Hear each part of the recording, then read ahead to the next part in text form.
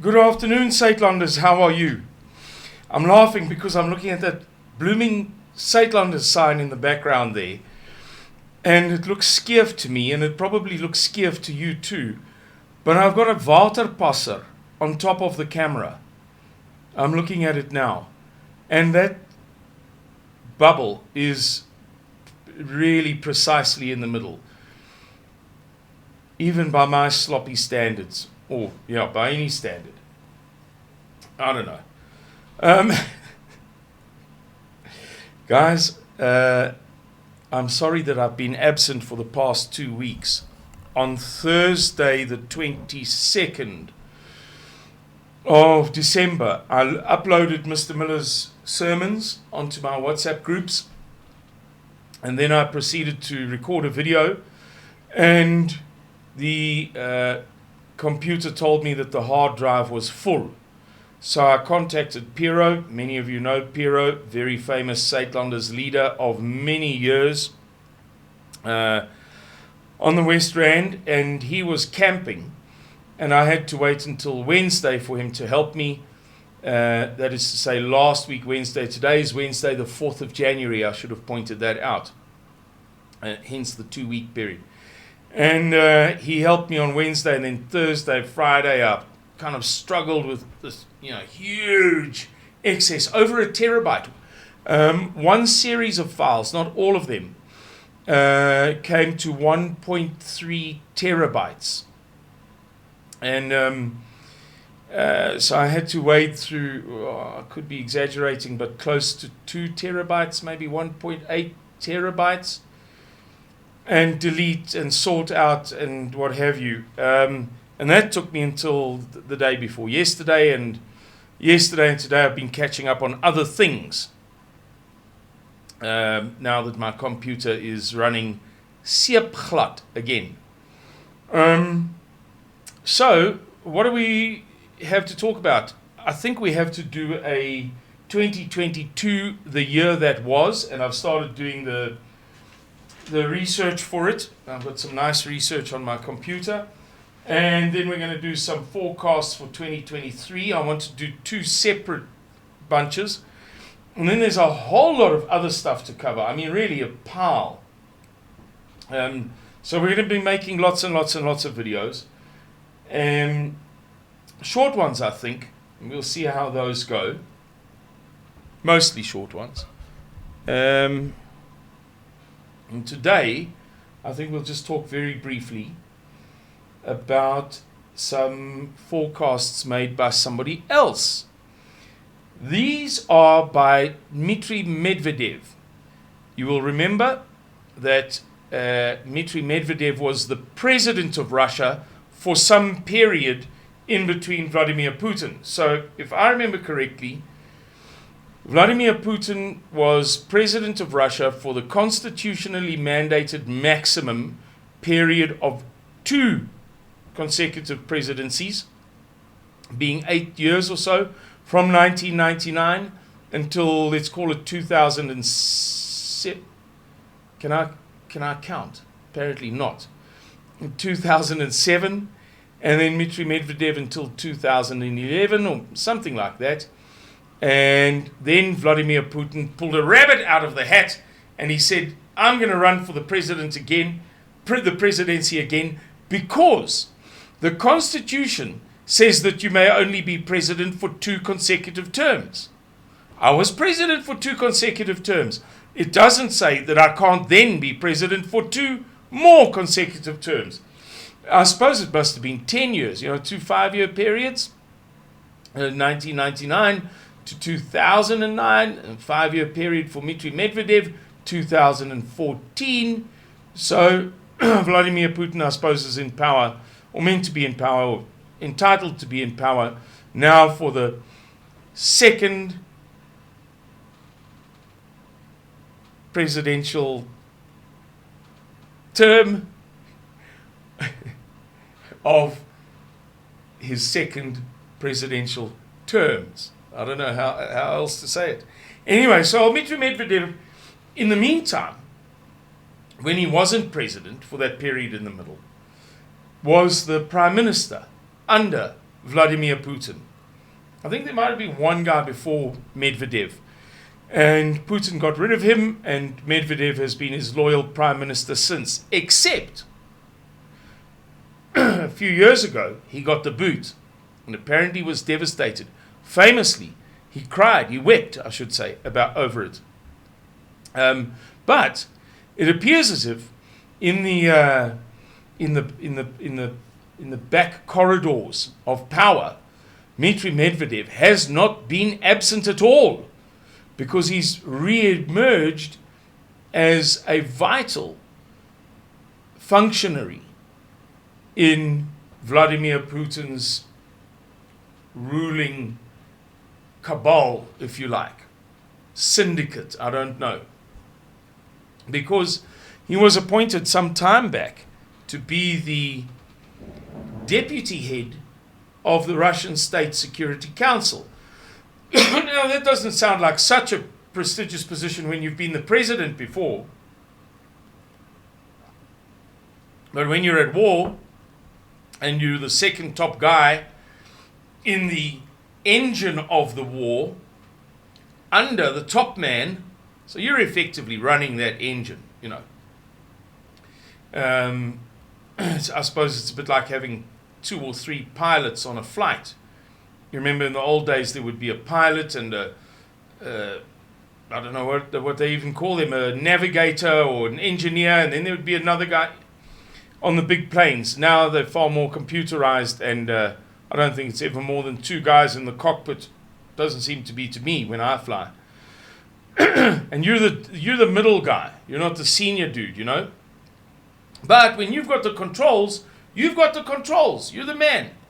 And that's Dmitry Medvedev's role. And he very famously, in recent months, during the course of this year, has made a number of bold, big statements about the war.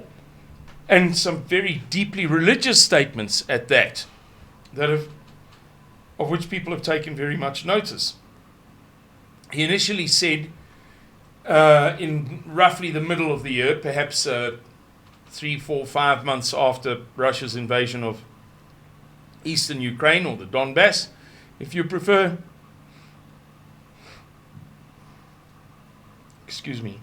that it appeared to him as if the 4 horsemen of the apocalypse, or the 4 horses of the apocalypse, I forget the precise term that he used, I think horses, were already galloping across the face of the world. And about 8 weeks ago, 10 weeks ago, he wrote a long tweet in which he described how Europeans sitting in their leather armchairs, idly, I think was the word he used, idly, twirling the stems of their wine glasses, would soon discover hell on earth or something like that. They would soon be devastated. The concrete would be turned to molten lava or something. And that whole tweet was centered around a verse from the Apocalypsos, the book of Revelation, the Apocalypsos of St. John, John of Patmos, John the Paraclete,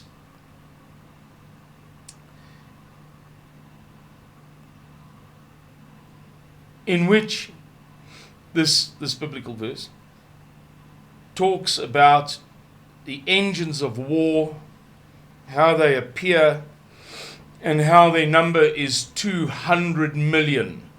And he said something like the 200 million are now marching to war. Very apocalyptic, very, I want to say,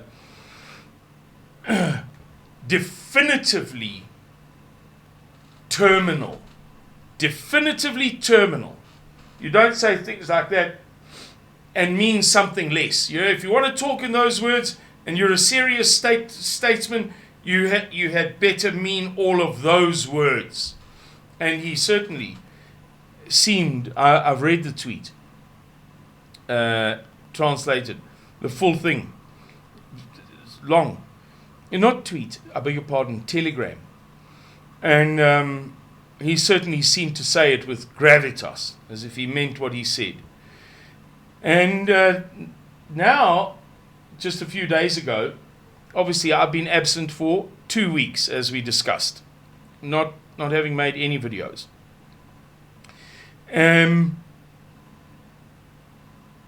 So some days ago, about a week ago, today being Wednesday the 4th of January, as I said earlier, he issued a series of predictions in Twitter. And I'm going to read them to you. Number 1, the oil price will rise to $150 a barrel. This is predictions for 2023. I should have said that. $150 a barrel, and gas price will top $5,000 per 1,000 cubic meters. Those are high numbers, especially for the gas. The UK will rejoin the European Union. Now, I should tell you that since Brexit, there has always been a movement against the Brexit. But now, there is a movement opposed to Brexit from within the ranks of those people who initially supported it. Meaning that many of the conservative, particularly but not only conservatives of Britain, feel that Brexit was, not Brexit, the consequences, the supposed benefits of Brexit have been managed very, very poorly. For instance, one of the reasons why people voted for Brexit, for Britain to leave, to exit the European Union, was immigration. And since then, the Conservative Party of the UK has not done anything positive about immigration. Well, that's certainly the perception of many people. And so too, there are other matters that people feel have not been handled well, matters about which promises were made and not kept. So, let's see. The EU will collapse after the UK's return. Euro will drop out of use as the former EU currency. Guys, I can't even comment on that. I have no idea. I don't have the acumen to have an intelligent insight into that comment. Will the EU collapse when the UK comes back? I don't know. The end of the euro? I don't know. I don't see any such thing. And I do considerable research every day in an endeavor for Suidlanders to remain on the cutting edge of the knowledge and understanding of what is going on in the world. That we can contend at a certain level. Number 4, Poland and Hungary will occupy western regions of the formerly existing Ukraine. Now, I can tell you, again, I speak as a layman. We put in many hours, dozens, scores of hours of research into these matters every week. We have a healthy understanding. But do I know enough about these things to be able to definitively say to you, oh yes, that makes sense? No, I don't. All I can say is that Poland has a, what is the word? I think it is irredentism. Irredentism, I think, is the word. Let's look it up here quickly. Only take us a second. They are irredentist over a portion of Ukraine, as is Hungary. Now, this goes back hundreds of years to times when Poland was a much bigger country, to times when Hungary was, the Austro-Hungarian Empire, the Hungarian part of the Austro-Hungarian Empire, were far, far, far larger. And since then, land was stolen by the Soviet Union from Hungary, given to Ukraine. There have been all sorts of events. I'll give you one example. One of the most bizarre things in history that no mainstream source ever talks about. And that is that Poland's borders, I'm going to do this in reverse so that you don't get the mirror image. Poland's borders were shifted westward. The whole country was almost transplanted a third of its width westward in and around World War II. You may know that far from the common understanding that Stalin and Hitler hated one another utterly all of the time with no exceptions, prior to World War II, very shortly before, the German foreign minister von Ribbentrop and the Soviet foreign minister Molotov signed a pact on behalf of their respective leaders and regimes called colloquially the Molotov-Ribbentrop Pact, the full name of it being the Soviet-German Non-Aggression Pact, if I remember correctly.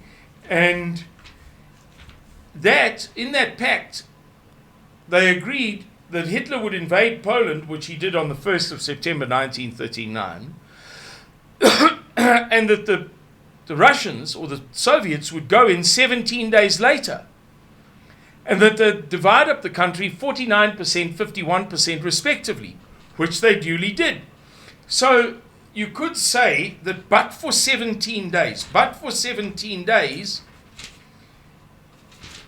the Soviets were as much a cause of the Second World War as the Nazis were. And this is not some pro-Nazi rant. It's just, hey, they're the facts. You don't have to like them. They're inconvenient, but they're true. If I've spelt this wrongly, I'm going to look like a turkey. Oh, Simon. Sorry, guys.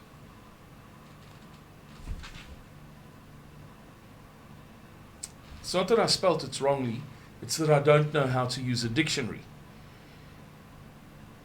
Yes, okay, it's irredentism. Is when you want to recover your historical lands. Islam is famously irredentist. In Islam, the world is divided into two parts.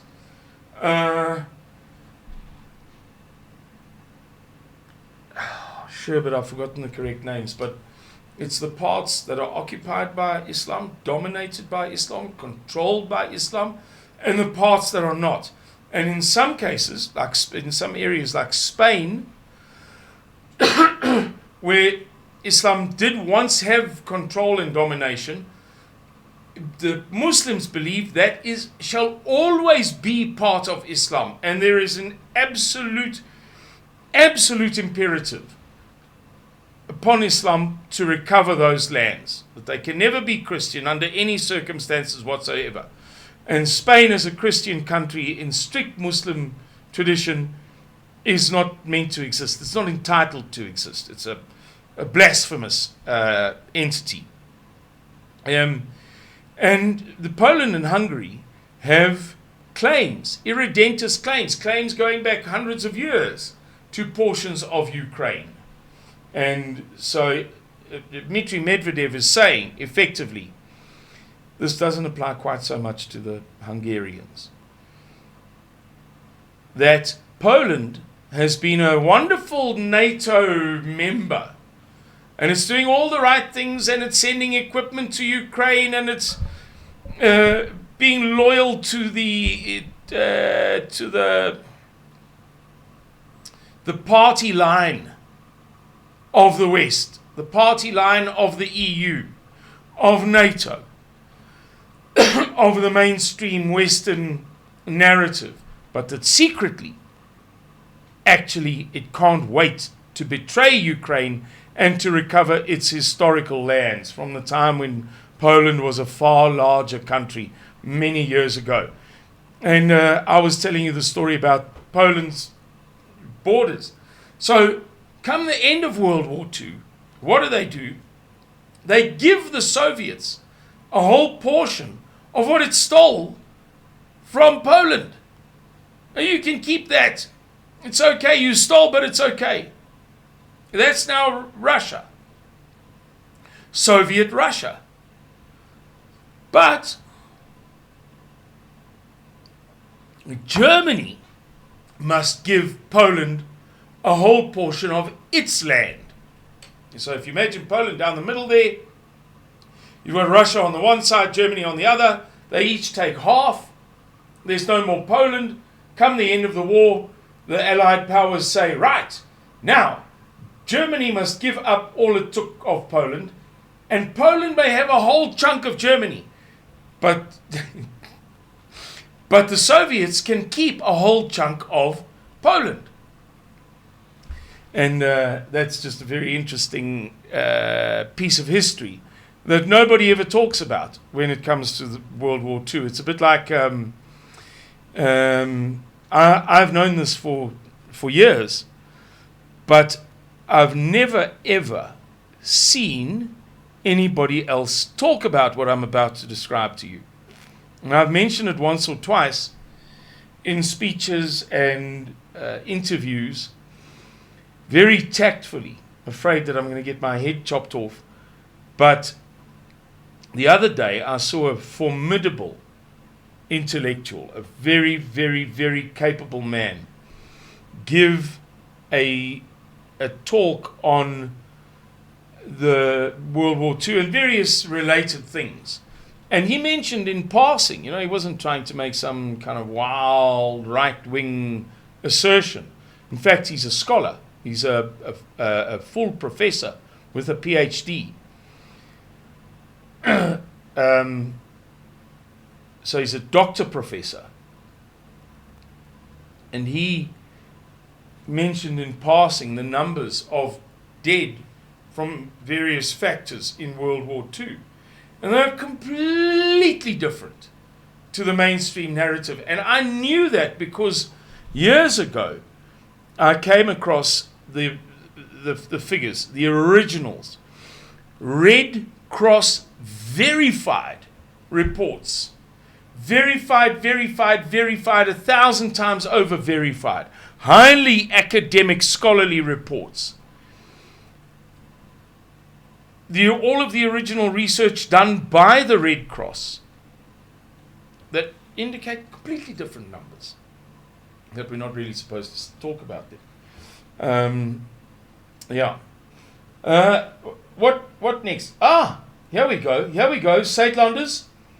For those of you who are, what is the right word? Aanhangers in Afrikaans of Sina van Rensburg, is that the right word? But followers, supporters, believers, fans of. The Fourth Reich will be created, encompassing the territory of Germany and its satellites, i.e. Poland, the Baltic states, Czechia, Slovakia, the Kiev Republic, and other outcasts. So that's a huge thing to say. That's one of the boldest things that you and I are ever going to hear anybody say in these times within the prevalent Overton window of 2023. The Overton window is a philosophical concept of what any milieu or paradigm will allow you to say. So if you lived in the 5th century BC in Greece,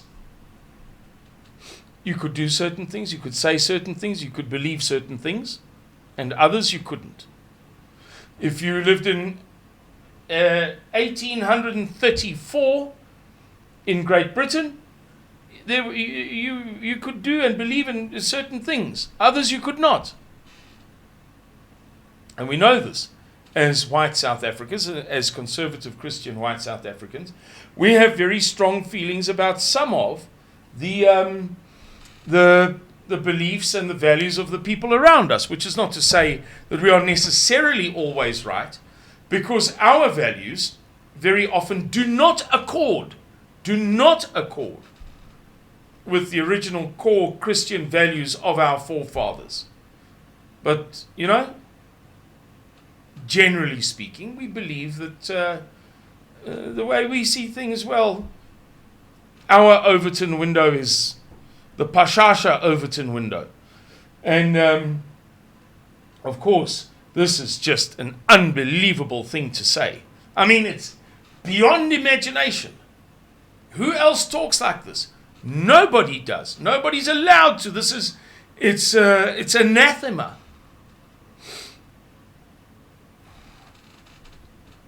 Funnily enough, Mr. Miller was talking about anathema the other day in his sermons. He gives the morning and the evening sermon on radio, of Radio Groot Rivier, and he was talking about the letters to the churches. And one of the letters to the churches was about its failures in terms of eating food devoted to idols. And the word for that is anathema. And it has come to mean other things since then, but that's its original meaning, original application. It's absolutely verboten. The Fourth Reich! You'll have the woke people having strokes in their armchairs. You'll have the poor woke people sitting in their chairs, getting purple streaks in their hair, tattooed down their arm, have a cardiac arrest. They hear that over the radio, playing in the background. Who would dare to talk like that? But there you go. He's saying that Sina van Rensburg was not wrong. Whew. Ouch. The less said, the better. Guys, we're only on number 5, and this video is 27 minutes long, so I'm just going to do another one. Thank you for your patience. Thank you for watching. Hope you enjoyed it. Hope you found it informative. I like to share as much knowledge and information as possible, which does result in these videos that I always intend to be short becoming long, because there's a lot to share, there's a lot to teach, there's a lot to help with, so that we can develop a core of people with a good, healthy understanding that has some depth to it, that is not oppervlakkig and superficial. A good, healthy, and deep understanding of the times in which we live. And those of you who are listening to Mr. Miller's videos and sermons every morning and every evening will know that now is the time, because the things that he is talking about, if you don't know that, you might as well know nothing. God bless you, but you might as well know nothing. Because if you don't know these serious truths that he's talking about who is misleading us and why they're misleading us and how they want to mislead us, and how this is about us. It is about us. If you don't know that, if you don't understand that, you will necessarily go in the wrong direction. Because the two are mutually contradictory. The mainstream narrative and the truth that Mr. Miller is sharing are so mutually contradictory that there's no ways that you can be on the wrong path but still be headed in the right direction. The one path leads to Cape Town, the other to Lebombo Mountains. Anyway, enough said. Thank you very much. God bless all of you, and it's good to be back. Cheerio. Bye-bye.